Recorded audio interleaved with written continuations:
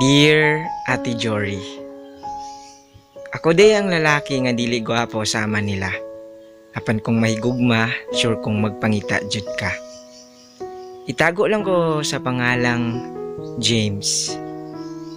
Taga sitio Gimahal, Purok Gibiyaan. Bitaw, lumad kong talisay nun.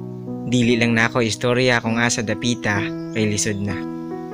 Gusto lang unta kong magpatambag sa akong storya, ate. Storya sa gugma nga mao'y nagpalipay sa ako ug nagpahilak usab sa akong mga mata. Imagine, ate, 3 years nga nagmalipayon ming duha. Apan sa usa ka minuto, di putol ra. Ate Jory, ingon ani ba jud ang kinabuhi sa taong mahigugma? Nganong moabot pa man sa kaulahian, mawala raman. Nganong maayo lang sa una pero sa ulahe, tabang na. Gibiyaan kog dali-dali niya, ate. Walay saktong rason nga gibilin sa ako Lisod kaayong dawaton, labi naghalos tanan, komportable na kas iyaha, ate.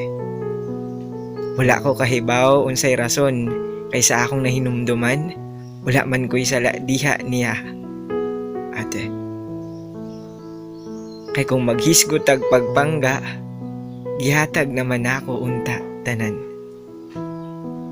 Maong akong pangutana,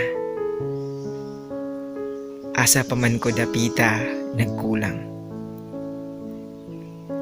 Nganong kailangan pa man siyang mawala?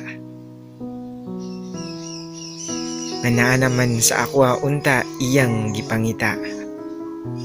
Hinaot na imong mabasa akong sulat, Ate Jory.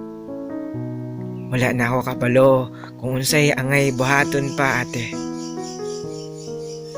Angay pabanako ning ipadayon o ako na lang undangon. Hinaot na imo kong matambagan aron malandagan ko sa kamatuoran, ate. O gani na lang ko kutob, ate.